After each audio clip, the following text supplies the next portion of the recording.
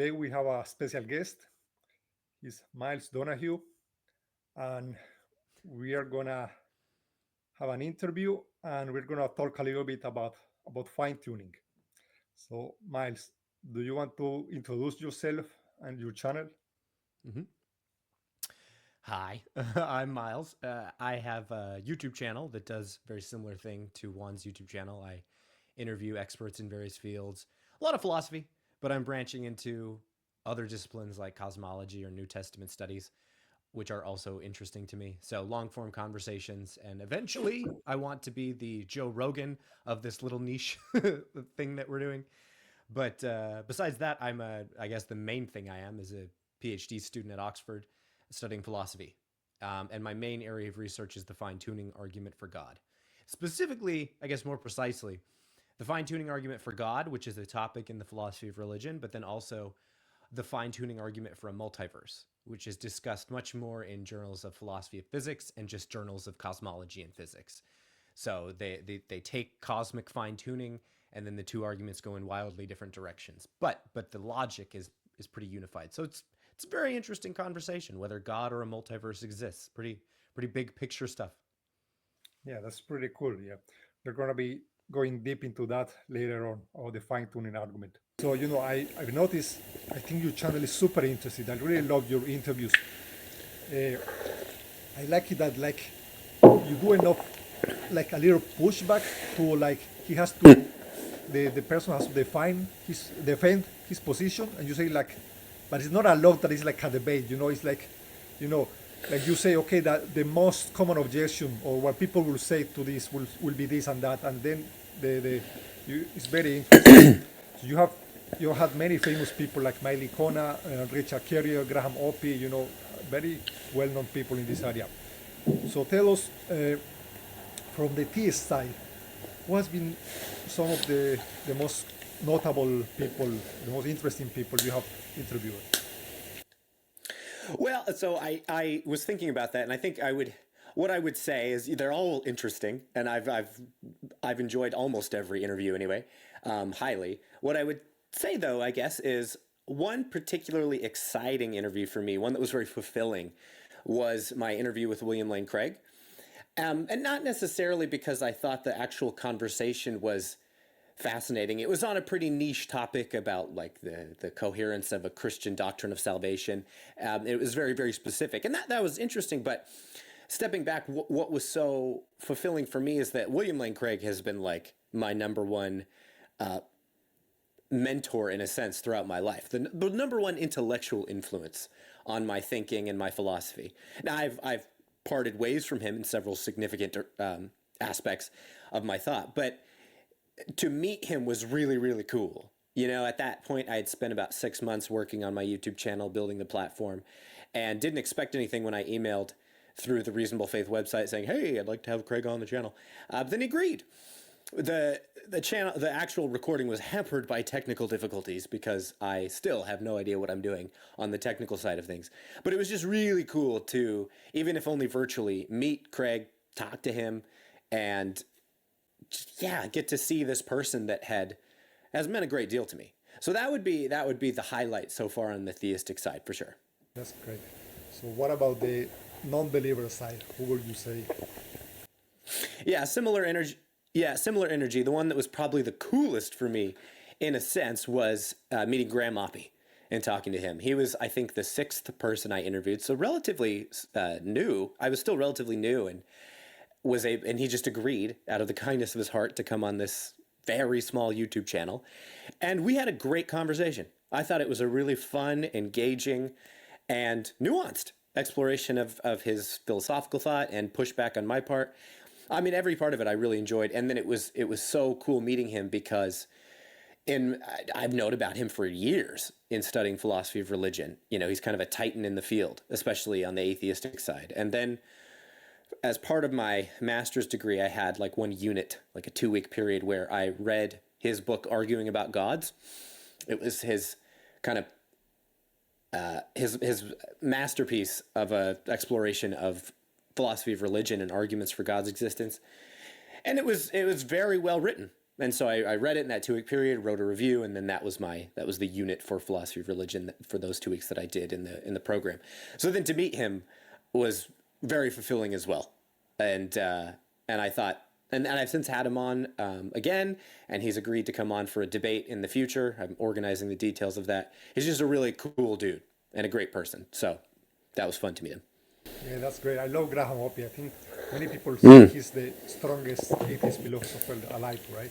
And he's very good. I also try to read that book, but it's very difficult to read. I mean, I'm still Yes. trying to, it's a very hard read. It's not easy to understand. Like you really have to slow down and like try to follow how this follows from what to Yes. the other, because it's not easy to read. You have to know a lot about formal logic and propositional logic to also get it, right? Yes. If you don't have that background, it's going to be very hard read. It's very dense. It's very, very dense. So tell me, which living person would you like to interview the most? If you could pick one.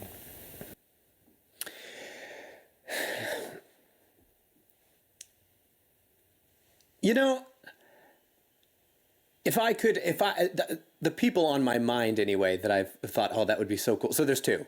The one that would be really cool, and then one that would be absolutely fantastic. So if I could interview Sean Carroll, I think we would have a really good conversation. He's got some bite as a thinker. He's a convicted naturalist, and I like that. So he's very convinced about the truth of his worldview, but I don't think he's so strident or arrogant that he couldn't actually discuss the opposing viewpoints or objections without getting heated. I think he could. And so that strikes the right balance, right? You have someone who's convinced they're right. You disagree, but you still can have a charitable conversation.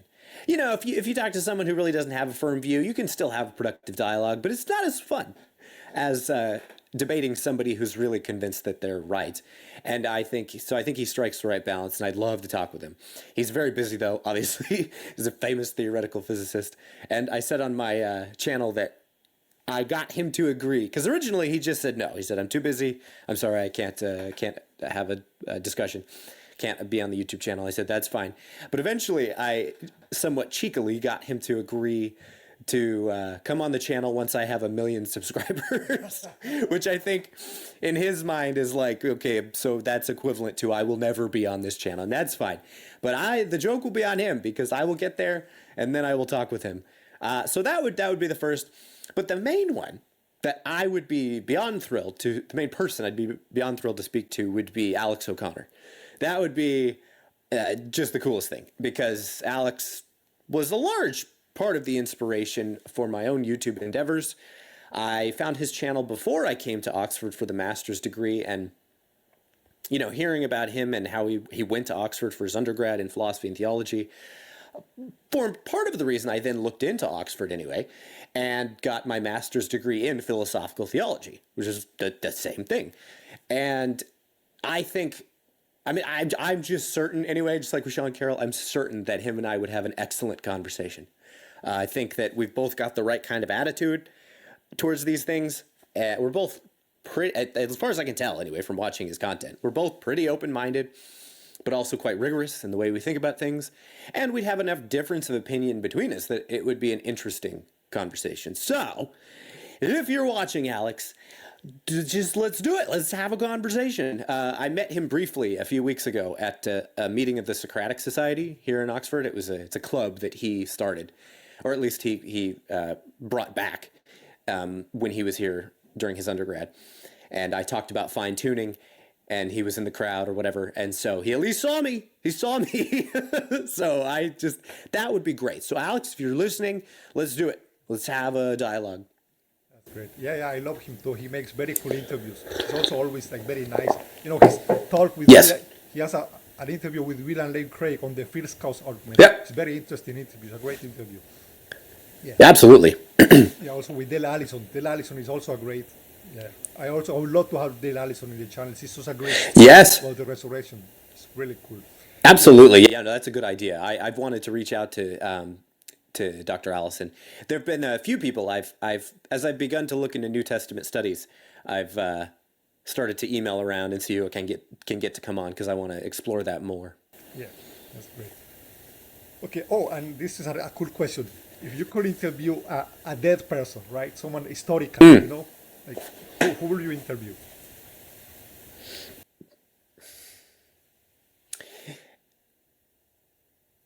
And that's a really good question. I'm gonna I'm gonna display my proud American heritage here and say that I think it would be fun to interview like Abraham Lincoln or George Washington.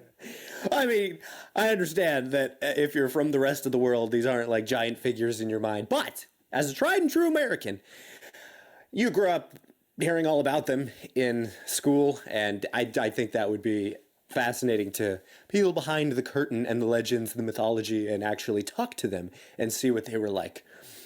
So that is probably my answer. In terms of like philosophers, Yeah, yeah, of I theologians, don't really, yeah, or theologians.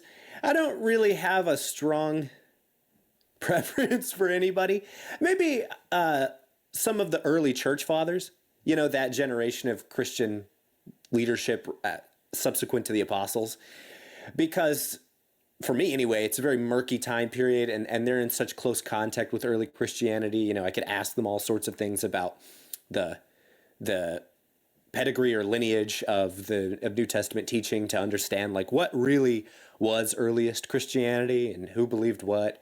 I think that would be I think that would be fascinating. And in terms of philosophers, I'm going to be basic and say Plato. Reading Plato in high school is what kind of reinvigorated, well, I shouldn't say that, but what specifically led me to like academic philosophy ultimately, what out of this kind of broader interest in apologetics was reading Plato as part of our philosophy class. We read the Republic, and it was fun, and I thought, oh, this Plato guy is pretty smart. So I think I'd be fun to talk to Plato. yeah, Plato is cool. I read his dialogues. I think was what I thought is wow, this is so smart. How could people so many thousand years ago be so smart? It's like I thought they were dumber. It's very cool. Well, that is a common bias, I think. And Yeah, I think reading his stuff, I thought he's like an analytic philosopher. Like this is very clear. I can follow the logic. I if you ask me, I think I would interview Thomas Aquinas. The guy is I can Mm. tell he's so smart. He works Yes. so much on philosophy. He's a really good thinker. Really, did so much. Yes. He's incredibly smart. Yeah, absolutely brilliant. I mean, writing this like comprehensive analysis of Christian doctrine, that's hard to do. Yeah. It's even harder the further back in time you go because philosophical analysis just hadn't progressed as much. Okay. So you have had both sides. Hmm. Interviews for both sides of the resurrection. I saw your video with Miley Kona. I also saw the one Yep. with Richard Carrier, which is very good. And I Yep. also see, I haven't watched that yet, but I'm planning to watch it. Craig Bromler made a response to that. Yeah, that's very interesting. So if I were to ask you, like, try trying to be objective, what do you think, like, about in general, about the debate or the historical case for the resurrection? What are your thoughts on it? Not necessarily do you believe it's true or not. Like, what is your opinion on this whole debate? It's hard for me to say. I grew up quite immersed in the apologetics literature defending the resurrection and kind of reading conservative evangelical New Testament scholarship. And I have to admit that outside of that, I really don't know New Testament scholarship well at all. I've had a very skewed sampling of the literature. So all I've really read in any depth are defenses of the historical case for the resurrection. I haven't read much anyway of a more skeptical analysis. And so that leaves me unsure what to think of it. I think the only responsible thing to do in that situation is to remain agnostic. Until you've looked at the other side, you're never going to know really for sure if the material you've been reading holds up. You've got to read from people who do not agree with the conclusion and who will therefore try to disprove the case. And so, I mean, that being said, I've read debate books. Craig will often have these edited volumes where there's a transcript of his debate and then scholars reply in various chapters from across the ideological spectrum. I've read that, but I've not sat down and really given the other side its fair due. I think that being said, I've already said that phrase, but I'll say it again. That being said, the the impression I get from a lot of more apologetical or pretty like obviously evangelical New Testament scholarship is it it's very quick in the conclusions that it draws about events pertaining to Jesus' life and his death and his resurrection. The arguments to me seem too quick. So often, for example, you'll read about, even from William Lane Craig, defenses of the various appearances to various groups or individuals of Jesus after his death. So, even if we grant that Jesus died by crucifixion, that's probably right. Most people agree. On the basis of not great evidence or of on the basis of a lot of speculation, these authors will then connect the few passages we have in the New Testament about appearances of Jesus, and they'll say, well, here are these few passages, there's some degree of historical plausibility to them, and therefore they probably happened. But I just think that that's moving way too quick, and that it's only someone who's already convinced by the conclusion that there was a resurrection that would find that persuasive. Someone of a more skeptical bent or someone who's agnostic would say that's not enough evidence to conclude that these things really happened. Because there was, like, for example, Christian apologists will often cite the Christian creed, what was likely a Christian creed that Paul passed along in 1 Corinthians chapter 15, 3 through 8. Now, it's just not clear to me that we have enough reason to conclude that this was an early Christian creed and that the creed is early enough that it reflects accurate historical information. I mean, even if it did go back to within 5 years of the crucifixion, which is something Craig will claim, I just don't know that that's enough to establish the historical plausibility of the things it says. It kind of comes down to, like, what is our standard for enough? What is enough evidence to issue in the conclusion that this event or whatever event happened? And I guess my bar is really high. Like in academic philosophy, in assessing philosophical arguments for God's existence, I have a very high bar. I'm naturally very skeptical. And so I kind of just apply the same framework to historical arguments for Jesus' resurrection. I haven't seen a entirely convincing case. And that might be because I'm just very skeptical by nature. It's hard to know. It's hard to get outside my way of thinking to assess whether that way is too skeptical or not. But that's where I fall now, is I've only read conservative material. I find it kind of lacking in substance. It's not convincing. They overreach in the conclusions they draw from the evidence. And so I have to refrain from having a definitive opinion. So TBD is the short answer. To summarize the long-winded answer is just TBD. Great. Okay. So yeah, maybe we can move on to the fine-tuning argument. Mm-hmm. So, would you like to present, like, briefly, what is the fine-tuning argument? What is the main claim being made? Yes. The main claim in most versions of the fine-tuning argument is really modest. The thesis, the conclusion of the argument, is just that cosmic fine-tuning is evidence for theism over naturalism. And so that's a very limited claim.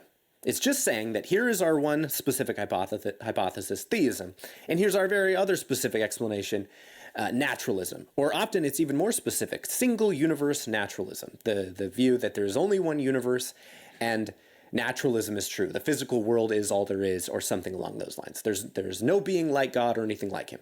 That's a set of claims we'll call single universe naturalism.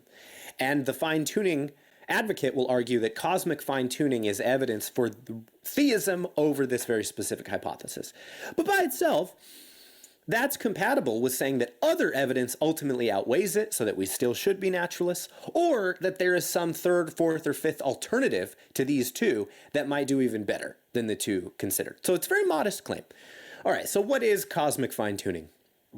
That, in general, refers to the fact that there are various parameters in our natural laws and our best physical theories, which are free parameters. It seems like they could have taken any range of values. And so these parameters will be things like initial conditions of the universe, the amount of order or disorder in the very early universe, the spatial curvature of the universe. It seems to be very flat rather than negatively curved or positively curved. These are usually, anyway, considered just initial inputs. They're just given, and then the laws of nature tell you how to evolve them over time. So that's one set of parameters. The others would be physical constants. numbers that dictate fundamental particle masses or fundamental force strengths. So the strength of gravity or the mass of the electron. These are just constants. Scientists discover what they are, and they put them into the relevant equations to determine what the form the laws of nature take. But there's no way to derive their value from deeper theory. They're just free parameters, and they happen to have taken these values. Well, fine-tuning refers to the fact that scientists have discovered that if many of these parameters had taken on even slightly different values, life or complex structure of any kind could not have existed anywhere in the universe. It would be very dramatic results if even one of these parameters took a teeny tiny different value up or down. So, for example, take the mass of the neutron in relation to the mass of the proton. If the neutron were 1% larger in mass relative to the proton, all neutrons would have decayed into protons in the whole universe pretty much immediately after the Big Bang. So you would just have a proton soup, hydrogen, I think, and there you can't have any complex structure from just a soup of hydrogen. You need other elements. If the mass of the neutron were 1% less compared to the mass of the proton, then all protons would have decayed into neutrons, and you would have just had neutron soup. Similarly, no complexity, no life, nothing. And though that example generalizes to several other parameters as well, the gravitational constant, the cosmological constant, which determines the rate of expansion of the universe, all of these seem, anyway, to be balanced on a razor's edge. If you shift them slightly, you get a physics that destroys the possibility of life. And so the question then will be, if these constants and initial conditions, if these parameters could have taken on a huge range of possible values, why is it that they all seem to have fallen into the comparatively narrow life-permitting range? Now, the heart of the fine-tuning argument then is to say that, well, if there is a designer, or specifically if God exists, it's not at all unlikely that we should have and observe a fine-tuned universe. God would want to create life. God is perfectly good. Conscious life is a good thing. It allows for many other great goods like relationships and expressions of love. And so if theism is true, that lends a decent, that predicts in a non-negligible degree fine-tuning. If theism is true, it's not all that unlikely that there would be this fine-tuned universe. By contrast, if single universe naturalism is true, then it seems like fine-tuning is extremely unlikely. The idea is that if single universe naturalism is true and you don't supplement the hypothesis with any further claims, it seems like any specific value within the range of possible values is equally likely, such that the likelihood of it falling in the life-permitting range is extraordinarily small. So to give you an idea of this, the degree of fine-tuning often claimed for the cosmological constant is 1 part in 10 to the 90. That's 1 part in 10 followed by 90 zeros. So for context, the number of, I think, particles in the observable universe is 10 to the 80, or 10 to the 88. They're both smaller than the other figures, so the illustrative point holds. That's the number of particles in the whole universe. And so the idea is that to get the cosmological constant to fall into the life-permitting range by chance is equivalent to randomly selecting one single labeled particle in the whole universe at random, and it being the right one, the life-permitting one. That's on its face, that's so incredibly unlikely, such that, any hypothesis that makes it decently likely that there would be a fine-tuned universe will receive extreme confirmation given the fact that there is this fine-tuned universe. And that is fundamentally what we mean when we say that some data point is evidence for one hypothesis over another. That just means that one hypothesis makes that evidence more likely than the other, and so the fact that we observe it, well, that should make us more confident in the first hypothesis relative to the second. That's what we're saying. And so it will follow, if all of this is right, it will follow that fine-tuning is strong evidence for theism over naturalism. Often then you will have authors that extend this modest conclusion by arguing against the multiverse. They'll say that theism is to be preferred not just to single universe naturalism, but to multiverse naturalism. I have a paper under review where I consider four views or philosophical views that fall somewhere in the middle between like atheistic naturalism and this like robust theism where an omnigod exists. And I argue that theism modestly outperforms those 4 hypotheses as well. in terms of its explanatory power with regard to fine-tuning. So, if all of that holds true, then you get a more significant fine-tuning argument where theism emerges as superior to all plausible alternatives and not just single universe naturalism. So there you go. That's the fine-tuning argument in a nutshell. That's great. Thanks. So here is my big issue with the argument. My initial big issue. Good.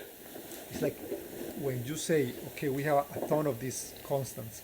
When you say this could have actually been anything, and it had all the range of values. Like when you tell me that the electron, I don't know, it has like a mass, let's say a size of 2.5 micrometers. Sure. And then you tell me, actually the electron could have easily been 2 meters, 2 meters. It was possible, and I'm like, and I'm a bit skeptical. I'm like, really, is this really the case? So let me, because the idea behind it is like, for me, when you tell me all these constants, they, what are the odds that they just happen to fall on this value? It just kind of implies that at the beginning of the universe, or at some point, there was this kind of cosmic lottery where the values were shuffled, and they just happened to land on these values, but they could have, in principle, been any values, and I'm not sure this is the case. So I have some slides here. Let me show. Yeah, so basically that's the point I just made. Like, okay, you kind of suggested that there was some kind of randomness involved in determining why these constants have the value that they have. But I don't know. I'm not sure about this idea. What do you think? What are you? Well, I think that implicit in the fine-tuning argument is the claim that the most plausible version of single universe naturalism is what you might call brute fact naturalism. The claim that the values of the constants are just brute facts. And so whether you agree with that or not, we could then just talk about the brute fact hypothesis, the claim that naturalism is true and the values of the constants are just a brute contingent fact with no deeper explanation. Well, in that case, it's highly plausible to me that in order to determine the probability or the likelihood of fine-tuning on this account, you do apply a uniform probability distribution over all possible values for the relevant parameter. And when you do that, it will follow that the life-permitting range has a very, very low likelihood. I don't think that this implies any sort of process in the very early universe where the cosmic dials were turned randomly and then they landed into the life-permitting range on a short while after the Big Bang. I mean, these features and facts could go all the way back to t=0. It's the fact that they're brute. They're brute facts and they have no deeper explanation. And then you would ask, well, what is the likelihood that you would expect the brute features to just happen to be the life-permitting ones? And then it just seems like you have no reason to think that life-permitting values are any more likely than other values. And that follows by definition, right? Because they're brute facts. They have no deeper explanation on this account. And so I do think like a principle of indifference applies here, that where you have no evidence one way or another for, say, two alternatives, you should treat them as equally likely. In this restricted case, I think an appeal to a principle of indifference is right. We treat all values of these parameters as equally likely.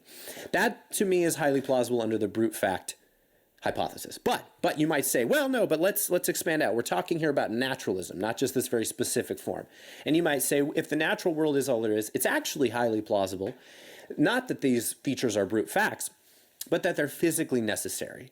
They derive from some underlying theory of physics which fixes their values, and they actually couldn't have been any different. Or, more modestly, you might say there's some deeper theory of physics which perhaps doesn't entail or the specifically life-permitting values, but it does narrow down the range of possible values to, say, right around the life-permitting range or something like that. There's still material or explanatory material that would bias these parameters towards the life-permitting region, even if it didn't entail it. Well, you can say that, but there I think that a bit of epistemology and a bit of confirmation theory helps to undermine that kind of response. Because let's say we want to compare theism to this claim that The natural world is all there is, and the values of the constants are physically necessary. That conjunction, that's a hypothesis. Now, by the nature of the case, we can't build in the evidence of fine-tuning into the hypotheses, because then both of them will just entail the evidence trivially. And so you have to consider the generic physical necessity hypothesis. So this is to say, what is the likelihood that the physical constants would be life-permitting if if the values of the constants are physically necessary, but we don't know what value they have? Well, you would still just apply a uniform probability distribution over all possible values. The bare or general physical necessity hypothesis doesn't predict that the constants would be fine-tuned. Only if you were to say the values of the constants are fixed, they're physically necessary, and they fall in the life-permitting range. That specific version of the hypothesis, that's what entails fine-tuning. But then you've made the hypothesis ultra-specific, and so the probability of the hypothesis itself will be very low. Again, it's just the point that our evidence here is fine-tuning. Our evidence is that the constants take on life-permitting values. So you can't just define that into the hypothesis. We have to consider the generic versions. So you have on the one hand generic physical necessity. That doesn't do anything to change the epistemic probability that we should expect the constants to fall into the life-permitting range. By contrast, theism still makes it non-negligibly likely. Take it like this. Theism in this case is the conjunction of God exists, and the values of the constants are contingent. That conjunction of hypotheses makes life-permitting values decently likely, for all the reasons we've indicated, that God would want there to be a fine-tuned universe, blah, blah, blah, blah, blah. So when we then encounter fine-tuning as our evidence, our data point, it will follow that fine-tuning gives us strong reason to prefer the dual claim that theism is true and that the values of the constants are contingent over the claim that they are physically necessary. So it's a very subtle point, and it can be confusing. But I think that Brian Cutter is correct. Dustin Crummett and Brian Cutter make this point in their article on psychophysical harmony, that the probabilities here are epistemic. They are, what is our degree of expectation? What is a rational agent's degree of expectation between 0 and 1 that some evidence or observation would result if a hypothesis were true? And when you understand that, I think it's pretty clear that because theism makes particularly life-permitting values likely, that actually gives us reason to think theism is true and that the values of the constants are contingent rather than physically necessary. Now, if we had strong evidence that made it very, very likely that these constants were physically necessary, well, that would change the game. But we don't. And so in that context, I think that appeal to physical necessity, it just doesn't do anything. I think an illustration here might help.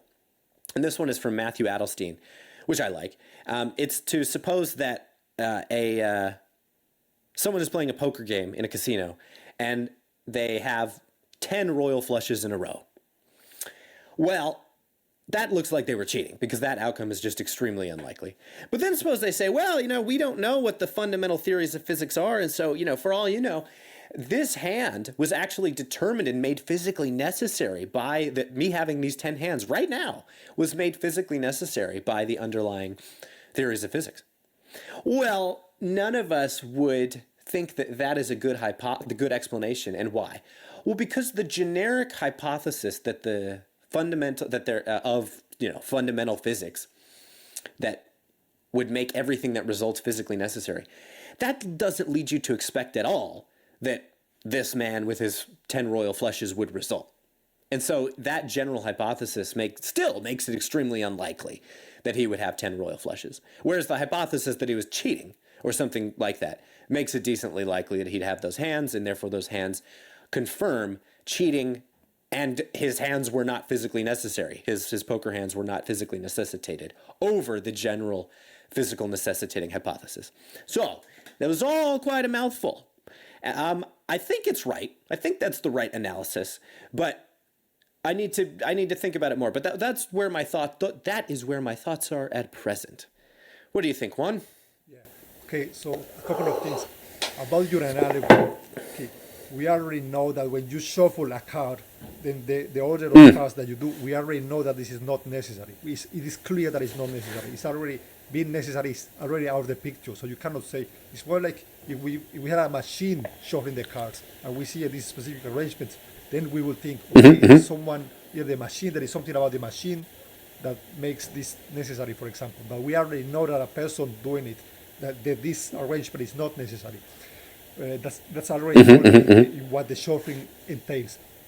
But here's my thing: you say that being necessary, metaphysically necessary, does not entail that the constants will be fine-tuned for life, right? It doesn't. You cannot Right. biologically go from it is necessary to these are fine-tuned for life, right? So it doesn't entail it. Yes. In principle, it could have been anything. Anything could have been necessary. My question is, wouldn't the Yes. same apply maybe to God? We cannot go from Mm. there is something necessary to it is a God. So it could have been an elephant or a clown or a truck. It just has the property of being necessary. It had to exist. But does it does it follow that it had to be a God? Because you can say the same thing, then okay, in principle, God could have been an elephant or a house or whatever, because necessary, it doesn't entail being a God, a mind, a conscious agent either. The bare necessity doesn't entail that the way I see it. Yeah, okay. So there are a few different questions there. I actually think theism provides a good illustration of the pretty abstract point I was making about like the specific versus the general necessity hypothesis. So you might think that the very general hypothesis, there is a designer. Well, that might make fine tuning just as unlikely as the brute fact or chance hypothesis. No. But this is yeah, this I'm just illustrating a point. So maybe you think that or you don't. But if you do think that, then you would say, okay, well, maybe I don't want to consider the general design hypothesis, this really generic statement which doesn't seem to predict that the constants would be fine-tuned. So actually, I'm going to consider the specific design hypothesis. There is a designer, and this designer wanted a fine-tuned universe, wanted all the constants to fall into the life-permitting range. Well, it is true that that very specific hypothesis predicts the evidence. It entails it, I think. The problem is you've just moved the relevant improbability now to the very probability of the hypothesis itself. So yes, it predicts fine-tuning, but your hypothesis is now so contrived, so specific, so ad hoc, that its very probability is extremely unlikely. Because consider, for every value of the constants, there is a version of the specific design hypothesis corresponding to those values. And so each one is going to be just as unlikely as the constants having those very specific values out of the whole possible range. And I think the exact same point holds for the specific versus the general physical necessity hypothesis. If the only claim you're entertaining is the values of the constants are physically necessary, but I don't know what they are, and then you're asked to give, well, what is the likelihood they'd be fine-tuned, given this very general claim? Well, that's just going to be the same as whatever the likelihood is given brute fact or random chance naturalism.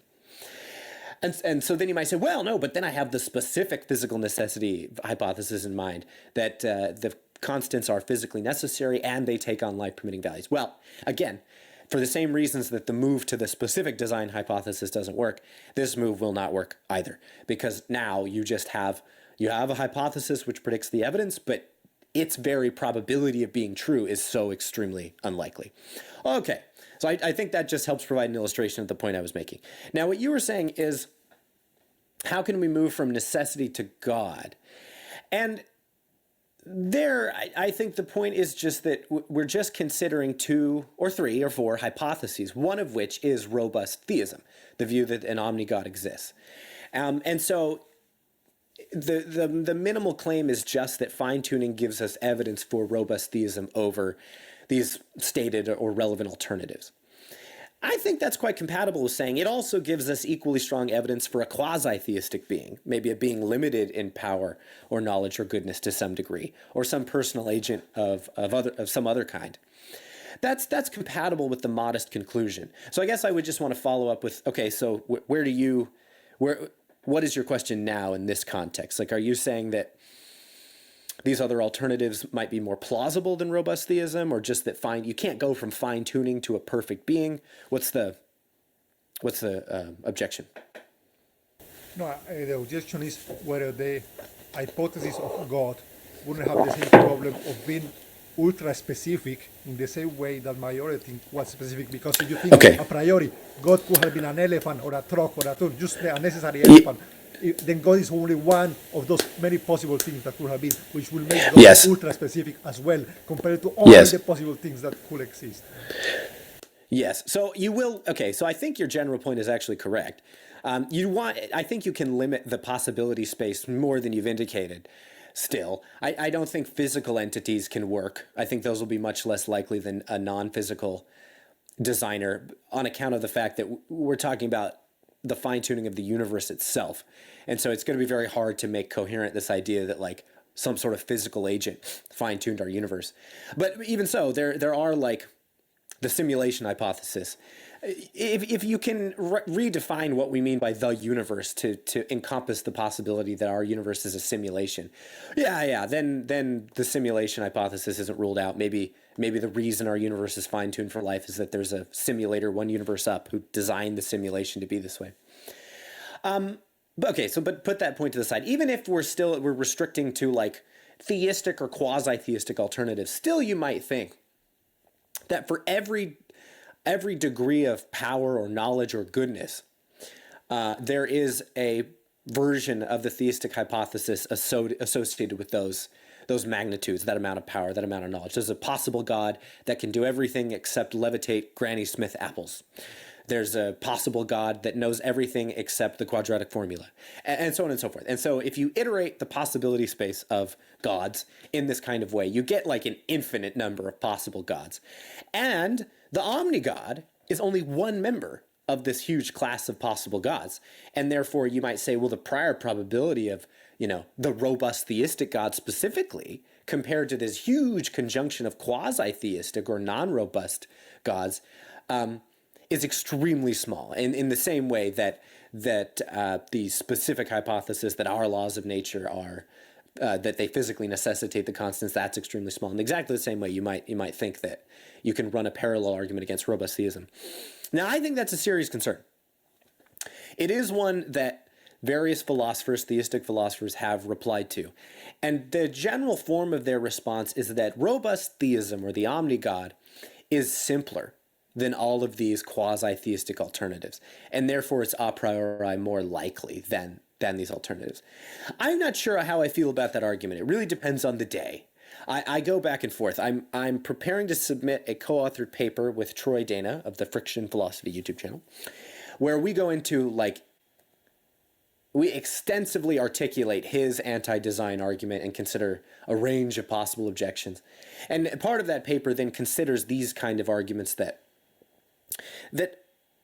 infinite attributes, like being all-powerful or all-knowing or all-good instead of a random finite degree thereof, that those are simpler than any finite alternative. And you can give some kind of intuition pumps to perhaps see this idea. You might say, or find plausible, and this is again from Matthew Adelstein, that the prior probability that our universe is spatially infinite is a lot higher than the prior probability that it's exactly 500,672,992 meters across, right? The prior probability that it's infinite is much, much simpler than any random finite length. And so perhaps and is therefore more likely for that reason. And so perhaps we can generalize then and say that infinity and infinite attributes, unlimited attributes versus limited ones, those are more simple and therefore more a priori likely than limited ones. If you can make a case like that, then I think you can say we should not apply a uniform probability distribution over all possible gods in the way you've required. And it may well be in the final analysis that robust theism, the omni-God, has a higher prior probability, a decently non-negligible prior probability compared with the infinite sea of qualified theisms. So yeah, I'm not sure about that, but that is one line you might take. That isn't obviously unsound. Okay, let me show you some other slides that I have here. Sure. Yeah, okay. So, yeah, you appeal to the principle of indifference, right? The idea is that Right. we don't know why a constant has the value that it has. Then the most reasonable thing is a priori, totally a priori, is to say, well, it could have been anything, right? So they all Mm-hmm. the most reasonable assumption is all the possible values have the same probability. Like if you don't know anything, that's like the default assumption that one should make. It likes the only one that doesn't feel arbitrary, right? But I think this only Right. applies a priori.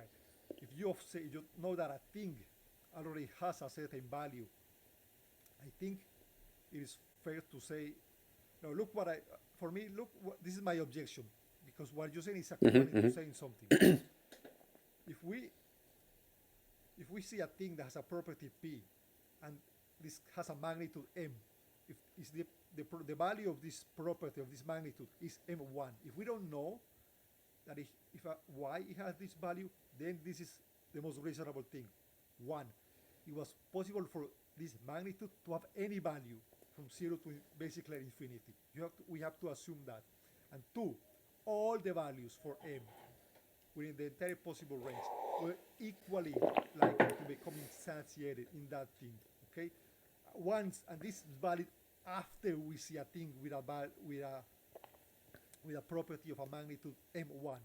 But this doesn't seem reasonable to me, like based on my intuitive understanding of how things have properties. For me, the following is more reasonable. Again, if we see a thing that has a property m1, the most reasonable thing is to say either one of these two. One, the property has the value, this specific magnitude, because that it was necessary for that thing to have this value. In other words, because this value was part of its essence. Normally, this will be the explanation of why a thing has these things. What I'm getting at here is that there's usually a reason for why things have a specific property of a specific magnitude. Like normally, this is what happens. Instead of like, oh, this could have been anything, that this is what is generally true for things. Or that this magnitude that we see actually was among the most probable things, and that values close to it are more probable. For example, if you tell me the electron has a size of 2.5 micrometers or whatever, and if you tell me it could have been 2.4 or 2.6, I think, okay, maybe. But if you tell me it could have easily been 2 millions, I'm like, really? I don't find it like so intuitive. So yeah, for example, let's say you don't know anything, you don't know what a rock is. Imagine this mental experiment. You don't know what is a rock.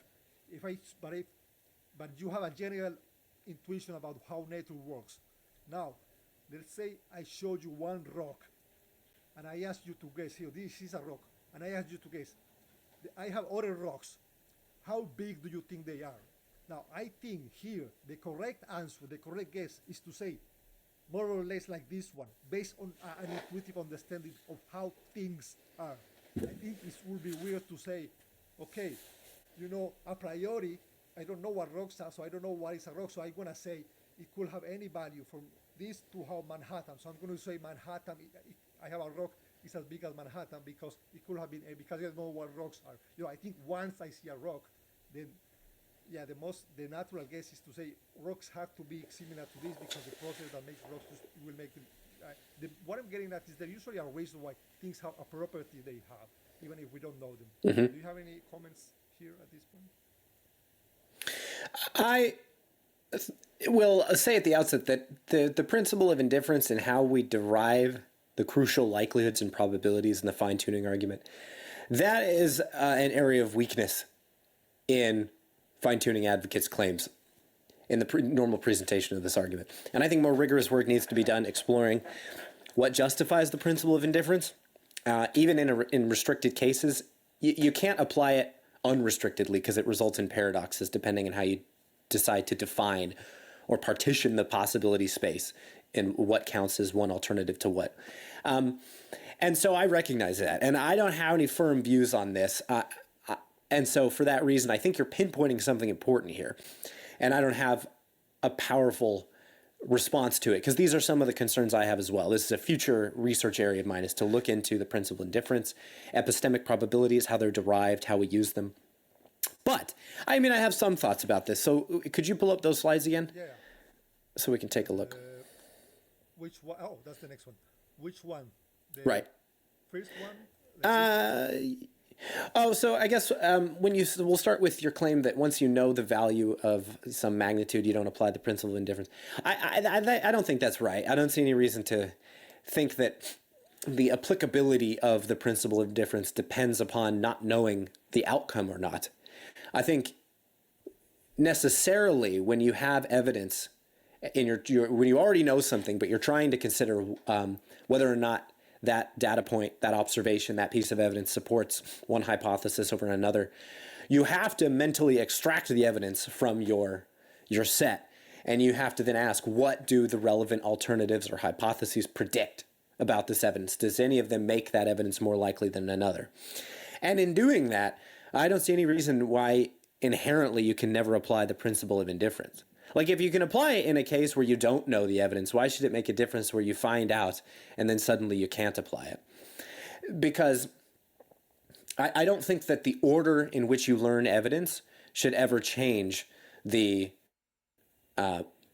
rational implications of that evidence. So that would be my first point. I don't know if you had anything more you wanted to say about this kind of restriction on when the principle of indifference applies, because maybe I'm not understanding.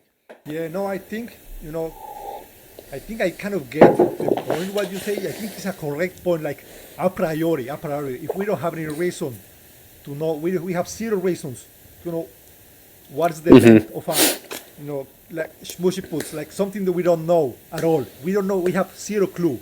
Then I think I get that the most, like, I understand why the default assumption, like the first assumption is to say, okay, well, it could be anything, right? Because there is no justification to say, to make any restrictions there. And again, I think why the default assumption is to say, okay, then the probability of this value or this value, we're going to take it as being the same, right? Because again, there is no reason that will favor one value over another one. But I think, but I'm talking about like how material things tend to be. It's more from my intuition of how material things usually are. When they have a property, what I'm getting at is I think they usually have it because there is a reason for it. It's not like it was random and it could have been anything. I think but I don't know, maybe you could say that this is missing the point a little bit and you're talking a more a priori kind of thing way. I don't know. Well, the fine-tuning argument represents a unique epistemic context where we're considering the probability of various preconditions for our own existence. Because obviously, if the universe weren't fine-tuned, we would not have been around to observe it. We couldn't have been by definition. And so what you're saying, what you're asking someone to do is to delete their knowledge that the constants of physics are life-permitting and any other piece of information that would entail that the constants have life-permitting values. And in this unique and bizarre epistemic state, you ask, what is your degree of expectation that they would be life-permitting, contingent, or given naturalism, or given brute fact naturalism?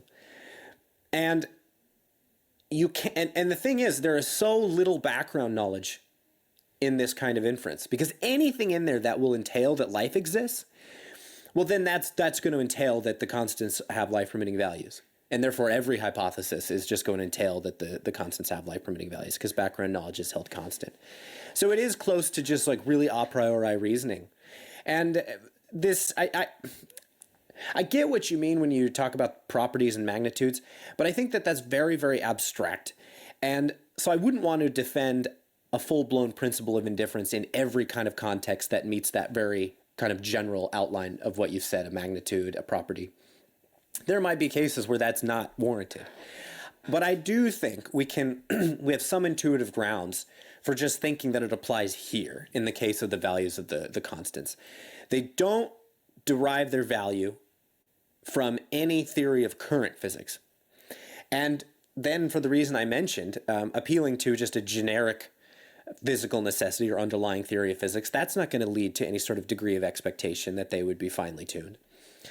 And so part of it, I think, will come down to what we mean by probabilities in this context.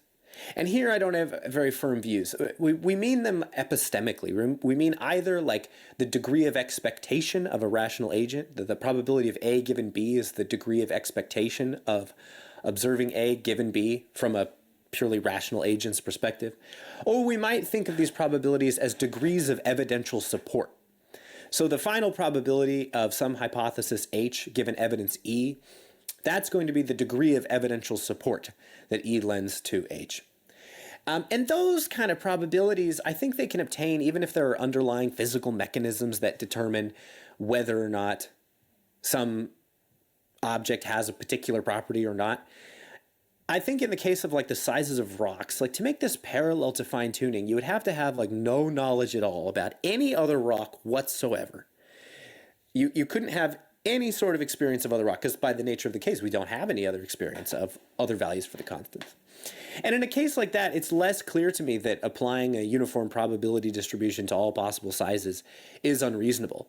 I mean, after all, if you concluded on that basis that all rocks must be about yay big, you would be absolutely wrong. Many rocks are the size of planets and asteroids and other intergalactic objects, right? And so, yeah, and so I think that it's not obviously absurd to me that if we make this parallel to fine tuning, where we have almost no background information, or just reasoning a priori, well, then I think maybe you could apply a principle of indifference. However, I feel the force of what you're saying. When I was at the Socratic Society presenting the fine tuning argument, unfortunately, the very first question was grilling me on these probabilities and how we justify them. And so it's a weak spot, at least in my grasp of the argument. Maybe there's someone out there who's done justice to it, but I don't think so.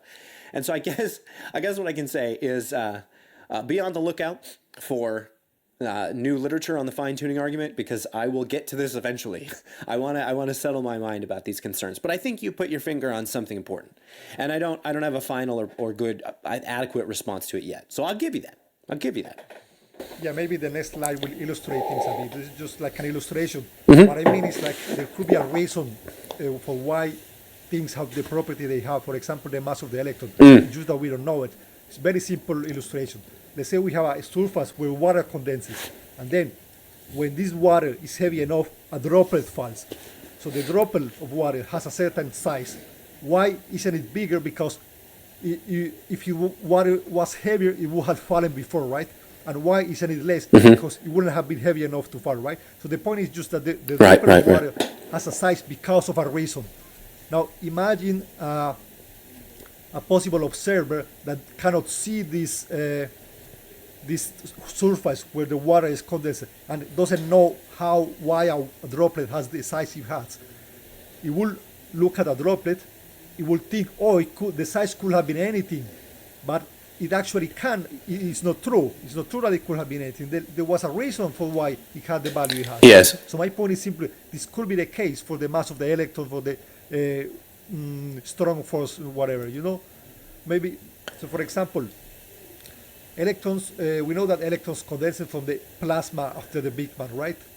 So what I think is, for example, the mass of the electron could ultimately depend on the nature or the properties of this plasma, instead of, okay, it could have been anything in principle. Now, what you may say here is, okay, this simply pushes back the question of why this plasma had the properties that it had, right? So the plasma will have to be fine-tuned instead of the electron. I would say yes, in principle, yes. But what I would say is, what if the plasma or the whatever is also the cause for the weak force, for a different constant? In that case, we no longer have three individual constants that could have been anything. We have one thing. So we reduce the probability space, because it's not like we have 20 of a ton of things that could have been anything, and you need the conjunction of all of these. You just go back to one. Right? So Yeah. So these are interesting thought experiments. I think that in a case, could you pull up the slide again for the droplet of water? Because that's interesting. Yeah. Yeah, so I think in a case where you don't know where the droplet of water came from, you have no background knowledge about how water droplets are formed or the theories of physics or whatever, you would say that a water droplet having this size, this specific size, is extremely unlikely given chance. And you wouldn't say, well, it's probably likely that it results from a physical process that makes this particular size likely, because you have no knowledge of that. I mean, obviously we know that there is a theory like that, and I think that's why that inference makes sense, is that we've got theories of physics, the physical properties of water, that make it very likely that the water droplet would have this particular size, and therefore our observations of water droplets of that size, that's good evidence for our underlying theories of physics about water as compared with the hypothesis that they just assume their size randomly. So I guess we have to be careful here, because there's one objection that even if the values of the constants are brute facts, then it still doesn't make sense to apply the principle of indifference. I think that's the weakest objection. If they really are brute with no deeper explanation, then you should apply a principle of indifference. And I don't think that your example with a water droplet refutes that. But then there's still the question of, well, shouldn't we say that the probability that there is some like physical explanation for these outcomes is quite high? No, I think that you would prefer a hypothesis which makes the relevant outcome likely over one that makes it unlikely. Right. So that I think that what you would say is that you do want a hypothesis which makes your evidence more likely than appeal to just random chance. And that is what the fine-tuning advocate will argue. We have this metaphysical hypothesis design which makes fine-tuning decently likely as compared with a hypothesis that is just random. Now, gesturing towards a physical hypothesis, that's, again, in this context, that's not going to do anything, because the generic claim that there is an underlying theory of physics which fixes the values for all the constants, that just does nothing to lead one to expect that the constants would be life-permitting. Whereas theism does, and therefore fine-tuning gives you reason to think that theism is true and the values of the constants are contingent. It's a conjunction that you're comparing against the evidence. Because, like I said, the generic physical necessity hypothesis just has no predictive power here. If you had an underlying theory, which was you had some evidence for, which was decently plausible, you could plug that in, and that would be a different situation, where now we have some reason to think that there is a theory which necessitates these values.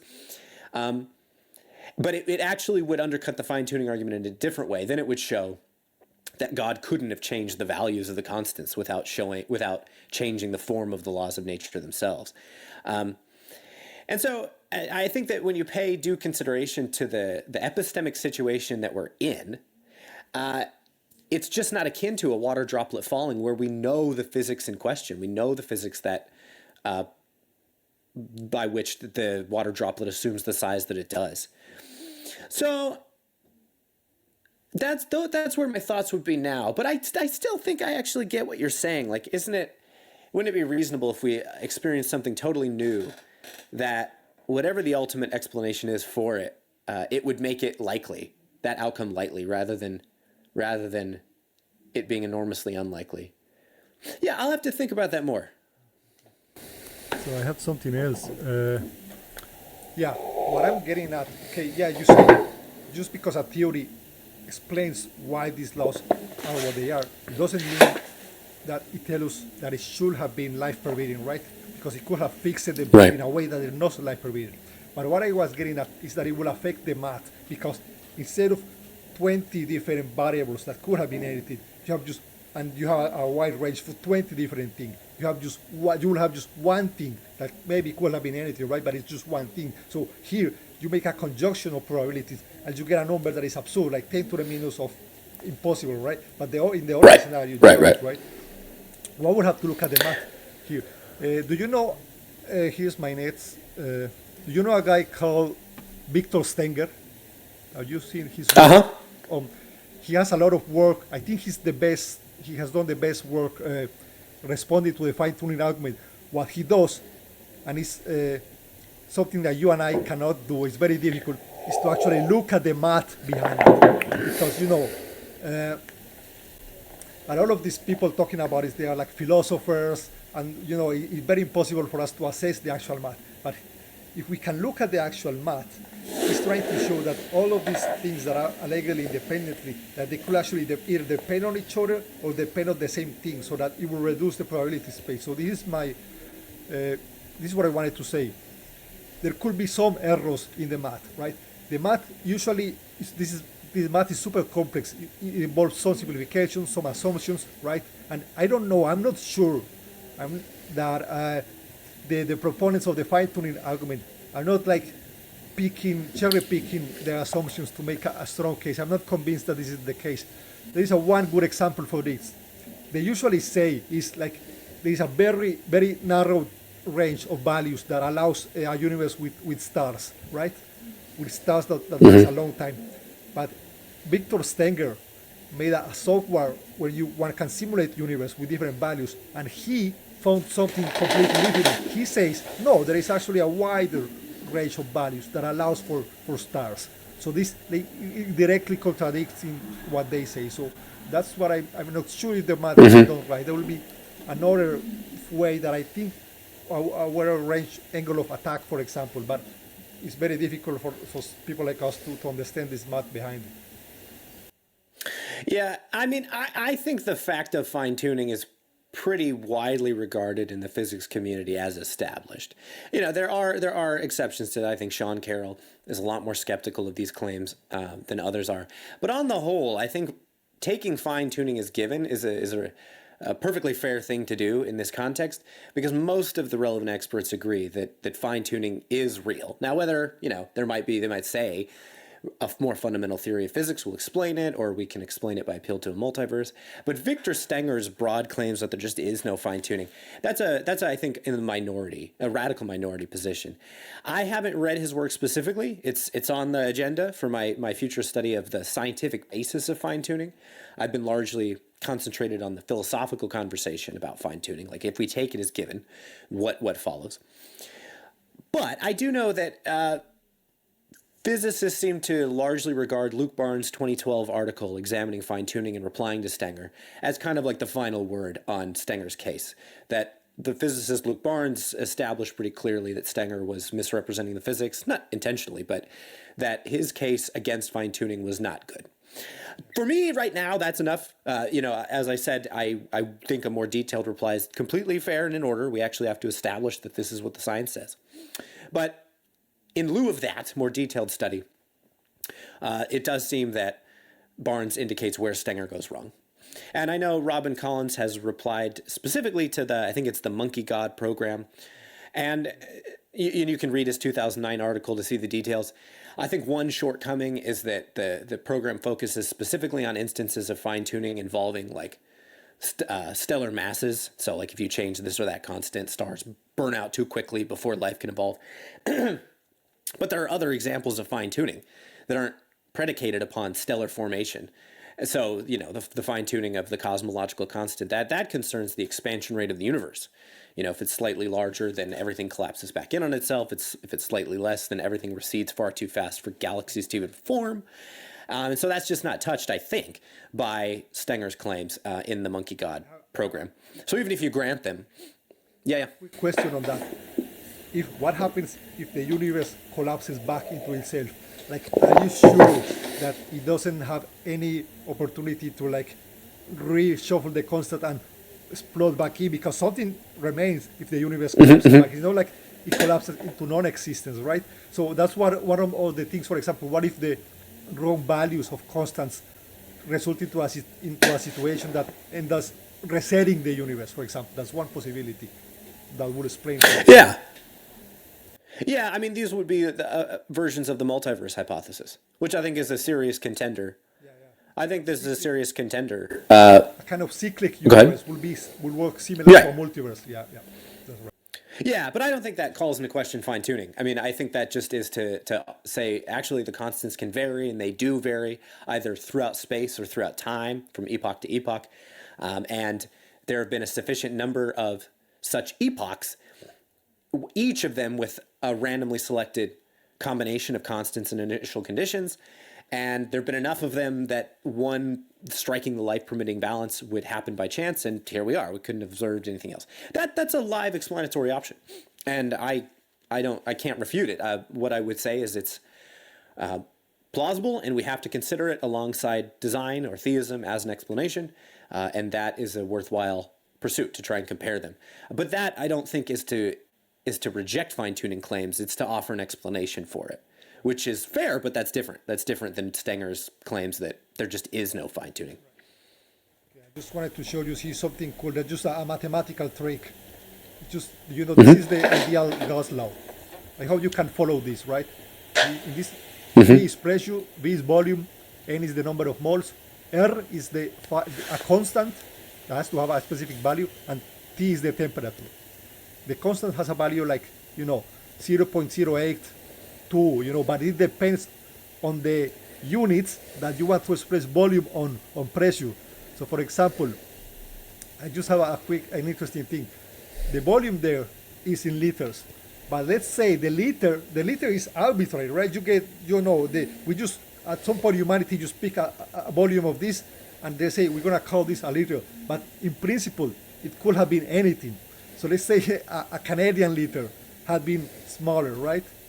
In this case, if that had been the case, the law would have been just this, what you see at the bottom, right?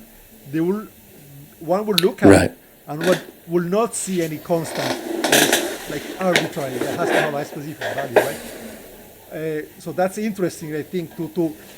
So this is just a mathematical trick, really. I don't think this shows anything. But the point is that some of these constants maybe they're just because we're trying to express the length in meters or in whatever, right? So one has to take that into account a bit. I'm not sure I have proved anything with this. It just came this curve to me, and I thought, hey, that's cool, that's interesting. If the units of measurement had been different, we wouldn't even see the constant in a way. I just thought of this. I thought it was cool.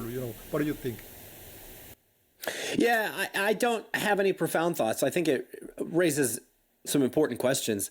I think Robin Collins has mentioned this and replied to it in his 2009 article contribution to the Blackwell Companion to Natural Theology. And I think what he says is that we need to follow the practice of working physicists and cosmologists and opt for natural units. And I think my understanding and appreciation for that move is about at the same level of the principle of indifference, where I'm like, okay, something more needs to be said here. This feels a little fishy. But apparently physicists do commonly appeal to things like, the natural units as the like natural expression or more justifiable expression for the constants so that they appear in their canonical form. TBD, again, I need to think more about that. That feels rather vague and hand-wavy, and so it's something to think about. I suspect with you that this isn't probably a serious problem. It's raising some concerns about like, okay, what justifies the way we present these cases. It's probably not ultimately a substantive issue, but I mean, maybe not. Maybe as I look into it will be. Yeah, I don't think this really proves anything. It's just a mathematical trick. Now, maybe we'll call It's interesting. About the multiverse, for example. Sure. What did you watch this episode of Futurama, the Universe A and Universe B? Okay. So what some theists say is that the multiverse, when you say the multiverse, and they say, oh, the multiverse will also have to be fine-tuned. And I think you even say something like this in a conversation in one of your videos. You say it has to be fine-tuned, but much less than a universe, right? Here's what I think. I mean, sure, you say it has to be in a way that includes randomness in the generation of the universe. And I agree. Yeah, it has to have the nature that, sure, it cannot make the exact same universe a million times, right? Because then you get the same problem. Right. But that's very general. It's very general. It has to be the way that the universe it produces have different constants, right? But that's just very broad. When you say something is fine-tuned, but that's not being fine-tuned, right? Because when you say something is fine-tuned, it's like it has to be in this very narrow range of like it could have been in many ways. Right. It has to be in this very specific, very narrow range, only for that to work. But that's not the case here. The case is just it has to have a certain nature, right? Instead of making identical universe. That's not like very narrow among a wide thing, right? So it's not really fine-tuned, right? Yes. Okay. Yes. No, that's my view. Yeah. So the to give context, the multiverse proposes the kind of explanation that I illustrated a few minutes ago for fine-tuning. That if you get a large enough collection of randomly assorted universes, all of whose constants and initial conditions were assigned randomly, if that collection is big enough, then eventually somewhere you'll get a life-permitting combination by chance. You'll get a universe that has life-permitting values for all of its constants and conditions, just by chance. And then, of course, we could only ever evolve and observe one such universe. And so those two facts together, that's all you need to explain fine-tuning. Now, then what some theists will reply with is, well, you're just pushing the problem upstairs now. Because sure, it explains the fine-tuning of our universe, but fine-tuning then reappears at the level of the multiverse. The multiverse now has to be precariously set such that it produces a fine-tuned universe in the first place. And one example of that would be you can't have a multiverse that just produces one combination of the constants and quantities over and over and over again. I'll say like a non-life permitting one, because then you wouldn't get any life permitting universes. So there's a sense in which the multiverse needs to be set in a certain way, precisely, so as to guarantee a fine-tuned universe as one of its products. But as I said, I think in the conversation you're quoting, that level of like really generic and vague fine-tuning, it just isn't comparable to the kind of fine-tuning we're talking about evidenced in the laws of physics and the constants and conditions, like 1 part in 10 to the 90, for example, for the cosmological constant. Once you go to this really rough and ready qualitative level of claimed fine-tuning for the multiverse, I just think it appears to be significantly less, like 1 in 10. Now you're dealing with, say, a fine-tuning of 1 in 10. The prior probability of a multiverse that brings about life-permitting universes is 1 in 10, or even 1 in 100. But even if you say that, that's still a huge explanatory advance. You've reduced fine-tuning from 1 part in 10 to the 90 down to 1 part in 100. So suddenly it's not that bad. Now, maybe not. Maybe you can demonstrate that actually any multiverse that randomly brings about a life-permitting universe with sufficient time has to be fine-tuned by 1 part in 10 to the 90 or more. But I don't know any way of arguing for that. Any way at all. If you just leave it at this really general qualitative level, I don't see any reason to think that the fine-tuning involved here is significant. So that's my issue with the counter-response to the multiverse that theistic philosophers will give. There was a debate in Capturing Christianity between Luke Barnes and Alex Malpass on the fine-tuning. And Luke Barnes said that the multiverse will also have to be fine-tuned. And Alex Malpass said, it's like, how do you know that? Because the way that we know that this universe has to be fine-tuned is because of models and based on the actual laws that we know. So we know the equations for this universe, but you don't know the equations for the multiverse. So how do you know that? And I think he didn't really have a response to that. Yeah, like if you could derive the fundamental laws that govern the multiverse, if you had those physics in front of you, and they had these free parameters in them as well, new ones, that apparently had a huge range of possible values and only a narrow range would allow for a multiverse that eventually generated a life-permitting universe, well, then you're talking about very clear like projection of fine-tuning. And yeah, in that case, appeal to a multiverse is just kick the can down the road. But we don't have any of that. At this point, the multiverse is just a kind of really general metaphysical hypothesis. We don't have the physics that governs it, and so we can't say that it's fine-tuned in the really specific and rigorous sense that we think our constants are. And if then you say no, just in this extended, more general sense, it's fine-tuned. Well, in that case, it's fine-tuned, but not much. That's what I think. So yeah, we can. That's like these were my objections. I think most of it. Maybe we can talk about bad responses to the fine-tuning argument, because I think many atheists, there are some responses that are very popular, but are also very bad. I think many atheists do not respond well to to the fine-tuning argument. So one bad response is the portal analogy. You maybe have heard this. There is a portal that says, "Oh, the whole amine was perfect for me." Right? What they say is like, no, if the constants were different, then other kind of life would have evolved. That's what they say. But this is not true, because what the fine-tuning argument is saying is that if the constants were different, then the universe will be a huge hydrogen source, right? Or atoms and molecules will be impossible, right? Or everything will be like a massive black hole or whatever, right? And it's obvious that no life could possibly evolve under these conditions, right? It's just not. But you cannot say, "Oh, other life will have evolved." No life will evolve, right? It's obvious. Yeah, the puddle analogy by itself does just nothing. I mean, the idea is that you are a puddle that wakes up one day, inside of a hole, and you see that the boundaries of your puddle body exactly match the boundaries of the hole. Now, obviously, we know that that always has to be the case, given the physics of water seeking its own level. But you would say, well, look at this remarkable fine-tuning, this exact fit. I think that's only analogous to fine-tuning cosmic fine-tuning, if life of some kind or another would exist for any value of the constants. That would then be right to say that we are like the puddle, because there would be a puddle of some kind or another, regardless of the shape of the hole. And so then you would say, just like that, the remarkable fit of our particular kind of life to the constants does not at all require explanation, because no matter what value they took, you would have a different kind of life that fits those constants. But that's just not the case. If the values of the constants, as you say, were different, you wouldn't get life of any kind. And so if there was a puddle, some mysterious kind of puddle, that could only exist, if it were the case that a puddle could only exist with an exact particular shape, in any other shape of the hole, there'd be no puddle, which is hard to imagine. But if that were the case, well, then the puddle should infer, probably, that there's some sort of design scheme going on, or something other than random chance. But then it's so that's not the original puddle analogy anymore, and it no longer supports the point that there's nothing here to explain. Yeah. So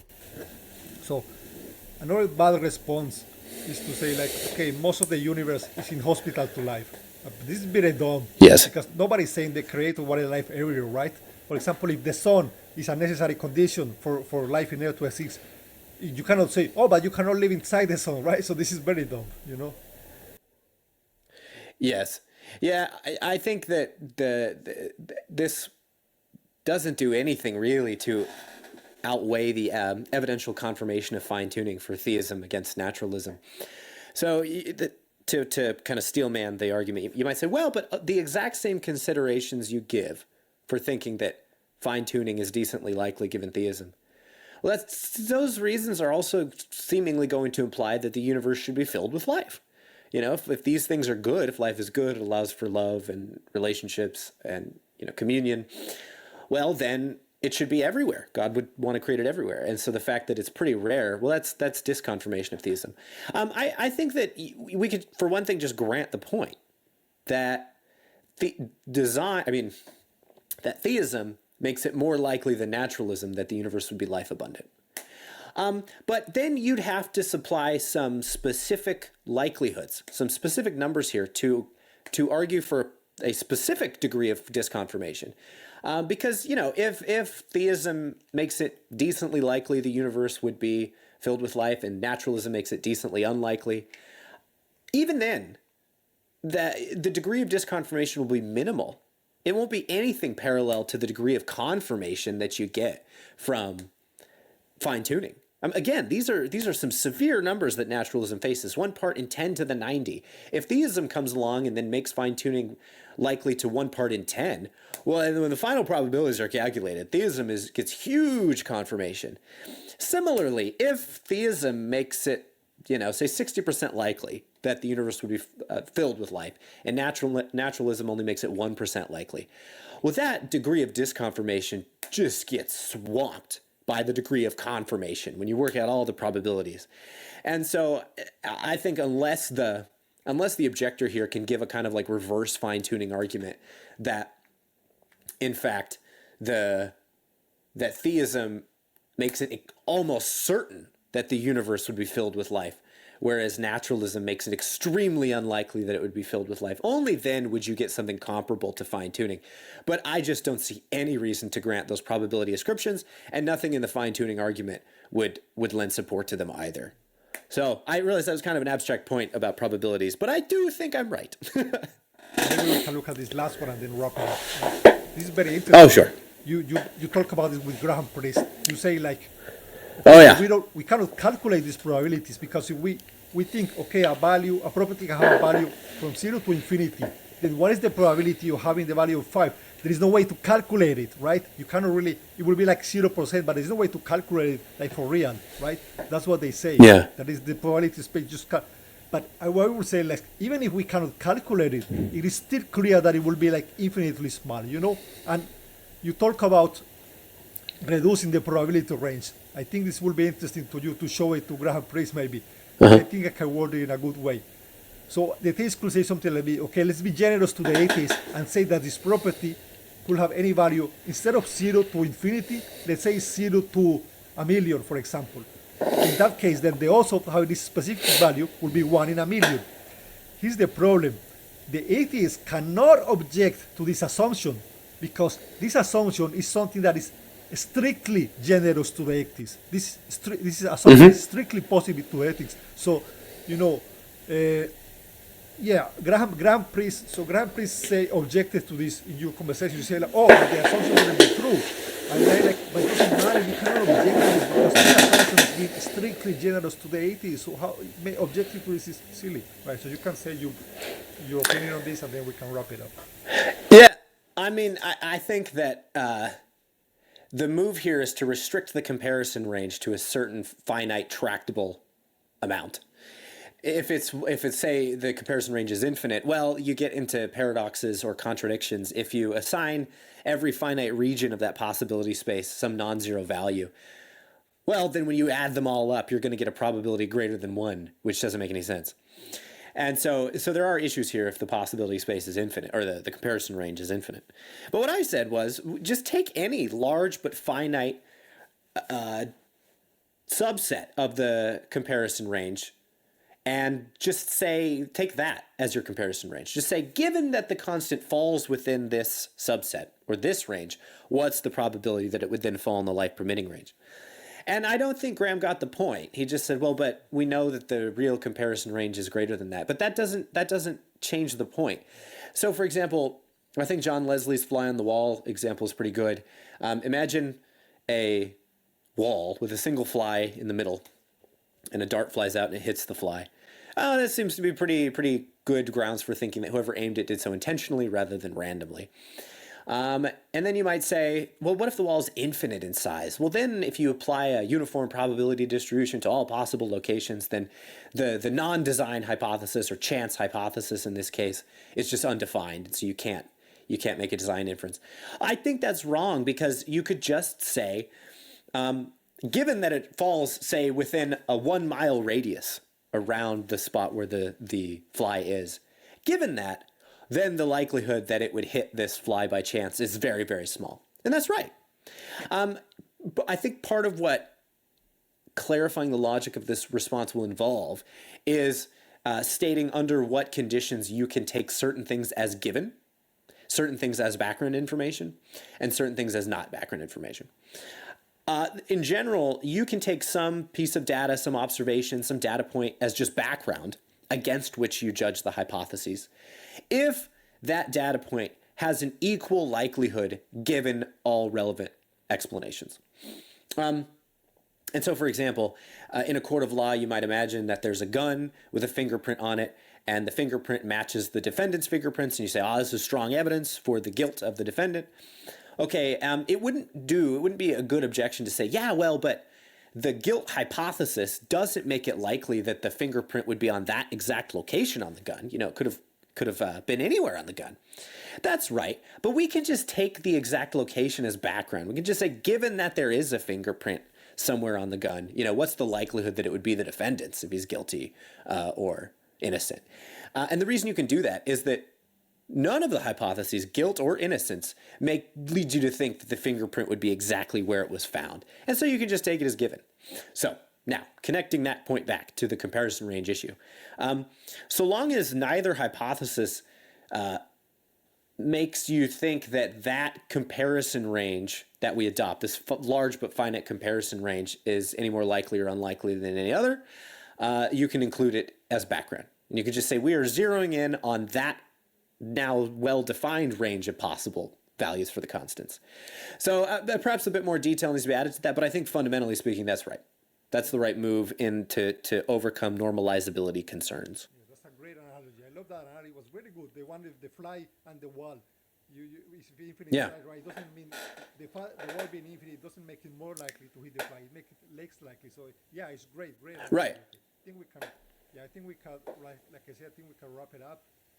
Yeah. So guys, please go check Miles' channel. He really has some very cool interviews with many famous people on this. It's a very good conversation. And yeah, please like and subscribe to this channel. Bye.